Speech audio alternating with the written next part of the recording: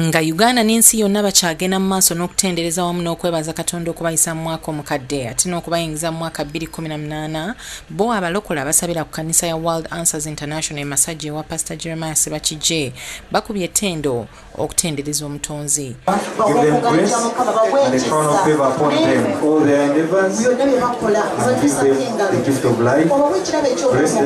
Mu kusaba kuno okuyingira omwaka omusumba Jeremiah Sira asinze kuliteeka kukola abantu okufuna ssente era okusaba kuno okuwezezza essaawa 6 okwetoolodde. Many things you can achieve with the gift and the life.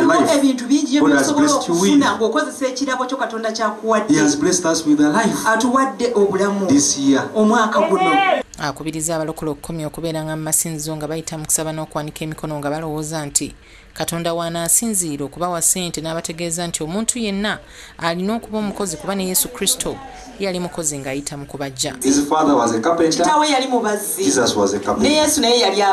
Amen. Amina. Peter Petero was a physician. yali musawo. So, N'olwekyo what is the root cause kaakati ki ekiviirako of your lack of money? okubanga tolina ssente? Amen. Amina.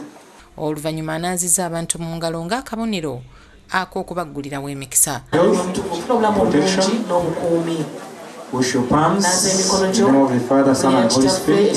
Good health, protection.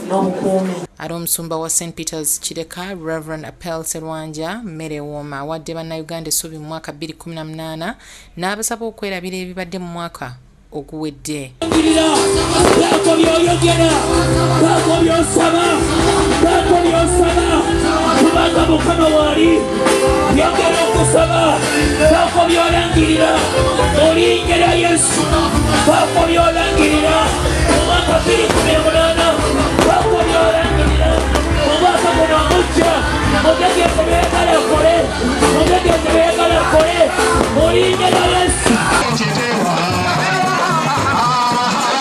Ate bo abasiraamu mu ggombolola y'e Nabweru basazeewo okuyingira omwaka nga bafumiitiriza ku ebyo Allah byabakoledde.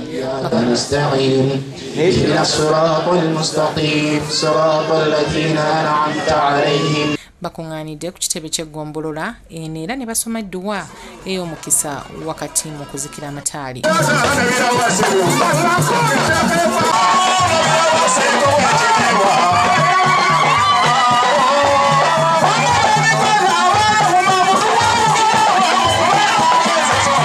Sheikh Fahad Chazakulira Rahma Rukia Hillers ategeezezza nti si kyakwenkanya abasiraamu kumalako mwaka nga bagwevuma. Omukolo guno tugukola buli mwaka nga twebaza Katonda, tusiima Katonda. Bannange ennaku 36 Katonda ogikuyisaamu si kyangu kuba kumwebaza n'okumusiima. Kuba Katonda agamba munsabe nja kubawa, bwe mba mbawadde munneebaze.